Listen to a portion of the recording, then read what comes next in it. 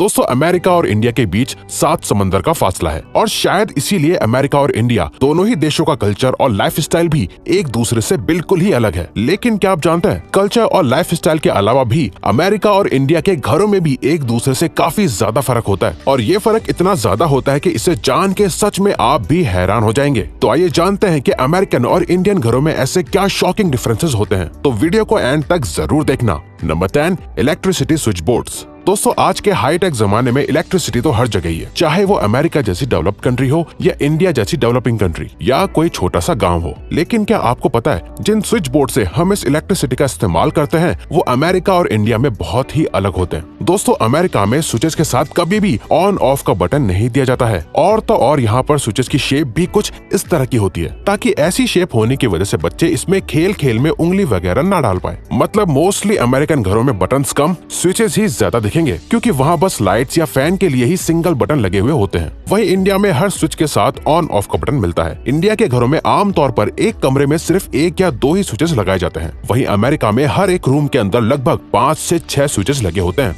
Number 9, single and dual sink system. घरों के kitchen में सिंक लगा हुआ तो सभी ने देखा होगा। दोस्तों इंडिया के घरों में कुछ इस पिक्चर की तरह के सिंक लगे हुए होते हैं जिसमें आप सिर्फ बर्तनों को धो सकते हो। लेकिन क्या आपको पता है कि अमेरिका में इस तरह के डुअल यानी 2 सिंक लगे हुए होते हैं। एक सिंक तो नॉर्मल बर्तनों को धोने के लिए लगा होता है और दूसरा सिंक बर्तनों में बचे हुए खाने को फेंकने के लिए होता है। इस दूसरे सिंक के नीचे एक खास तरीके की मशीन लगी हुई होती है जिससे सिंक में खाना डालते ही वो छोटे छोटे टुकड़ों में कट जाता है और पानी के साथ बाहर निकल जाता है। वैसे इंडिया में तो बचा हुआ खाना ज्यादातर पक्षी या किसी जानवर को खिला दिया जाता है जो हमारे हिसाब से इस सिंक वाले तरीके से ज्यादा बेहतर है। Number 8, wooden and tiled floors and walls. दोस्तों इंडिया में घरों का फर्श यानी फ्लोर सीमेंट से बना होता है या उस पर टाइल्स या मार्बल लगा दिया जाता है, जबकि अमेरिका में 10 में से 9.99 घरों का फर्श यानी फ्लोर और दीवारें लकड़ी से ही बनी हुई होती हैं। क्योंकि इंडिया की बात करें तो इंडिया में लोगों को एक बार में पैसा लगाकर मजबूत काम चाहिए होता है जिसको उन्हें बार बार रिपेयर न करवाना पड़े, इसीलिए इंडिया में लोग टिकाऊ चीजों को ढूंढते हैं जो लंबी चले। वहीं दूसरी तरफ अमेरिका की बात करें तो वहाँ पर ठंड ज्यादा पड़ती है, इसीलिए टाइल्स या सीमेंट का फ्लोर वेदर के हिसाब से सूट नहीं करता है क्योंकि सीमेंट या टाइल्स सर्दियों में और ज्यादा ठंडी हो जाती है, जबकि लकड़ियों के साथ ऐसा नहीं होता है। इसके अलावा अमेरिका में लकड़ियाँ बहुत सस्ती भी होती है, तो वुड का फ्लोर और दीवारें एक अच्छा और सस्ता ऑप्शन होता है। नंबर 7,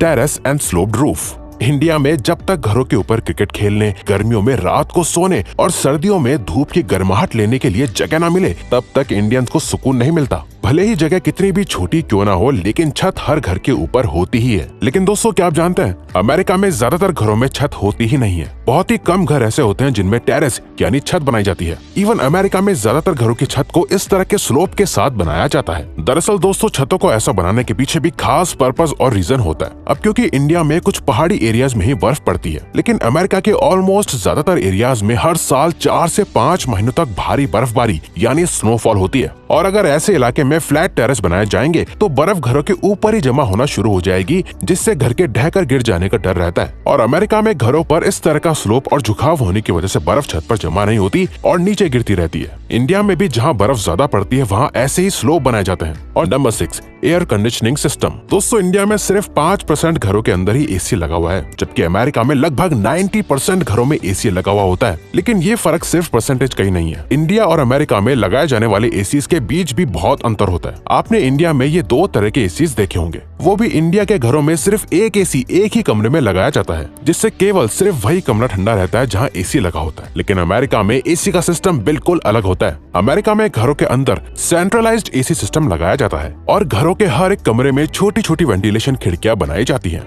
जिससे पूरे घर में एक ही सेंट्रलाइज्ड एसी की कूलनेस पहुंचती रहती है। इस सिस्टम से अमेरिका में घर के हर कमरे के अंदर एसी लगाने की जरूरत नहीं होती है। सेंट्रलाइज्ड एसी की मदद से पूरे घर का टेम्परेचर एक जैसा बना रहता है। Number 5, furnished and unfurnished houses. America और इंडिया दोनों ही जगहों पर आपको फर्निश्ड और अनफर्निश्ड घर मिलते हैं, लेकिन इंडिया और अमेरिका के फर्निश्ड और अनफर्निश्ड घरों में बहुत फर्क होता है। इंडिया में फर्निश्ड घरों के अंदर आप लोगों को बेड, अलमीरा, टेबल, फैन, चेयर जैसी कॉमन फैसिलिटीज मिलती हैं और अनफर्निश्ड घर के अंदर आपको सिर्फ खाली घर मिलता है। जबकि अमेरिका में फर्निश्ड घरों के अंदर वो सारी फैसिलिटीज होती हैं जो इंडिया में दी जाती हैं। लेकिन अमेरिका में अनफर्निश्ड घरों के अंदर fridge, oven, chimney, dish washer और वाटर नॉब जैसी फैसिलिटीज सभी को मिलती हैं, क्योंकि अमेरिका में इन फैसिलिटीज को एसेंशियल माना जाता है, जो हर घर के अंदर मौजूद होना जरूरी होती है। आप नोटिस करेंगे इंडिया में बहुत से घर ऐसे होंगे जहाँ पर इन चीजों में से एक भी सामान नहीं होता है, फिर भी लोग आराम से जिंदगी को गुजार रहे हैं। Number 4, water supply system.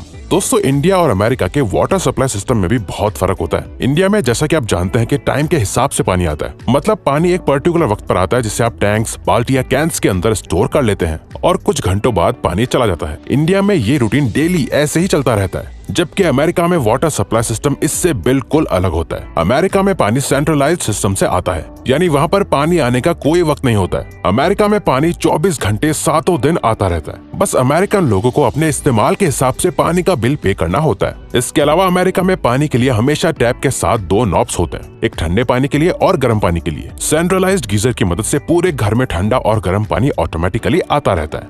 Number 3, separate rooms for kids. India में अमीर घरों को छोड़ के बच्चों को शायद ही शादी से पहले अलग कमरा दिया जाता होगा। दरअसल दोस्तों, इंडिया की पॉपुलेशन बहुत ज्यादा है और उस पॉपुलेशन के लिए जगह बहुत ही कम है। इसके अलावा इंडियन पेरेंट्स बच्चों की प्राइवेसी को इतना इम्पोर्टेंट नहीं समझते हैं। वहीं दूसरी तरफ अमेरिका में अपने बच्चों को पूरी प्राइवेसी देने के लिए बच्चों को अलग अलग कमरे दिए जाते हैं। अमेरिका के घरों में कितनी भी कम जगह क्यों ना हो, लेकिन अमेरिकन अपने घरों का स्ट्रक्चर इस तरह से बनाते हैं कि वो बच्चों का कमरा अलग से अरेंज या बना पाए। जैसे वो अक्सर सीढ़ियों के नीचे स्टोर रूम्स और बाथरूम को बनाते हैं ताकि बची हुई जगह में बच्चों के लिए कमरा बना सके, या फिर बेसमेंट्स के अंदर रूम्स को बनाते हैं। आपने बहुत सी अमेरिकन मूवीज के अंदर भी घरों का इस तरह का स्ट्रक्चर देखा होगा, जबकि इंडिया में सिर्फ कुछ ही हाई क्लास घरों के अंदर बच्चों के लिए अलग कमरे बनाए जाते हैं। Number 2, fire alarm and water sprinkling system.